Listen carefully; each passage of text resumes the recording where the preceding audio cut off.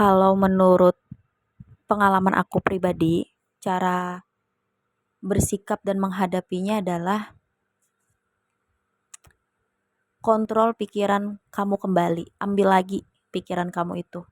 Yang awalnya kan si NPD ini yang mengontrol kamu, mengubah pola pikir kamu yang darinya misalkan kamu menganggap bahwa diri kamu tuh punya kelebihan, punya potensi-potensi gitu kan. Setelah mengenal si NPD ini, kamu jadinya lebih melihat kekurangan kamu karena kekurangan kamu dibesar-besarkan sama si NPD ini. Kelebihan kamu tuh nggak pernah dianggap gitu kan. Jadi kamu lebih apa ya, lebih memandang kekurangan kamu gitu kan. Nah, caranya itu ya kamu kontrol lagi pikiran kamu. Patokannya adalah seperti kamu sebelum kenal si NPD. Gimana diri kamu sebelum kenal sama si NPD tuh, diri kamu kayak gimana? Oh, aku orangnya percaya diri Kak, ceria gitu, terus aku juga banyak teman gitu. Nah, ayo kontrol lagi, kembali lagi ke itu gitu, tapi pelan-pelan. Aku tahu pasti susah ya untuk kembali seperti itu. Jadi pelan-pelan dari pola pikir dulu diubah. Misalkan kamu jangan menganggap diri kamu rendah. Setiap manusia itu punya kelebihan dan kekurangan gitu. Katakan kepada diri kamu gitu. Tiap manusia punya kelebihan dan kekurangan.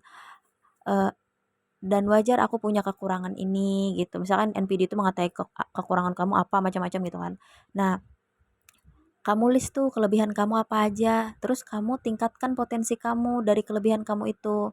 Misalkan kamu pinter masak atau kamu pinter eh, kalau berdagang kamu tuh hebat gitu kan, atau misalkan kamu pinter macam-macam, tergantung kamu pasti punya potensi gitu. Nah, potensi kamu tuh kembangkan sebaik-baiknya dan syukuri itu.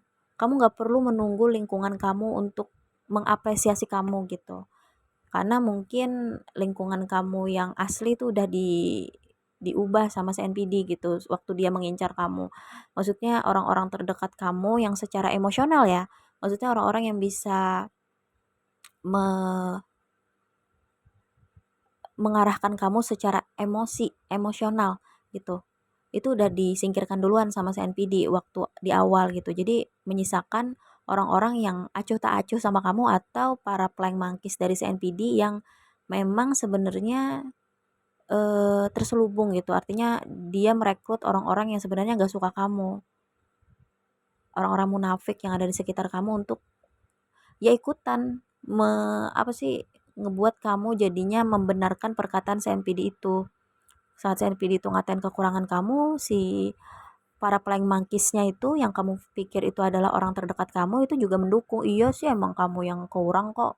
Makanya kamu jadi diginiin dia gitu. Nah, itu hati-hati tuh harus mengenal itu. Jadi kamu gak usah nunggu orang-orang mengapresiasi kelebihan kamu gitu loh. Potensi kamu. Kamu apresiasi diri kamu sendiri. Jadi misalkan kamu bisa sesuatu, kamu happy, kamu syukuri gitu.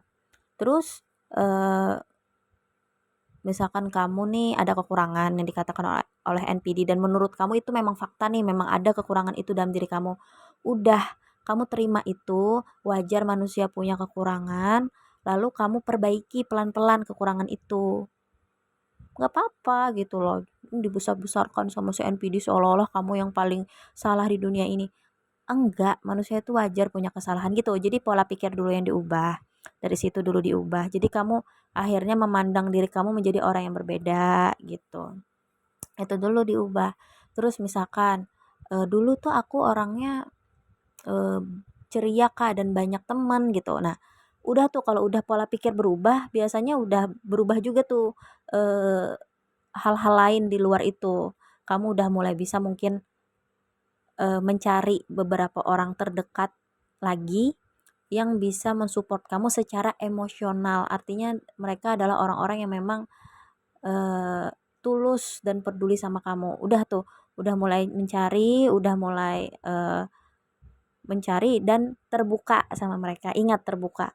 Biasanya korban-korban NPD itu yang udah di brainwash, udah lama gitu kan dikontrol, mereka pasti memiliki pola yang menurutku yang susah untuk mengungkapkan apa yang mereka rasakan. setiap kali mereka ingin menjelaskan, menceritakan apa yang dilakukan oleh NPD itu kepada dia, ke orang terdekat dia, dia kayak merasa bersalah gitu, kayak ngerasa, "Aku ngeluh nggak ya? Aku ini nggak ya?" Karena si NPD itu paling pinter untuk membungkam orang, tapi dengan cara yang halus banget, sampai korbannya nggak menyadari itu,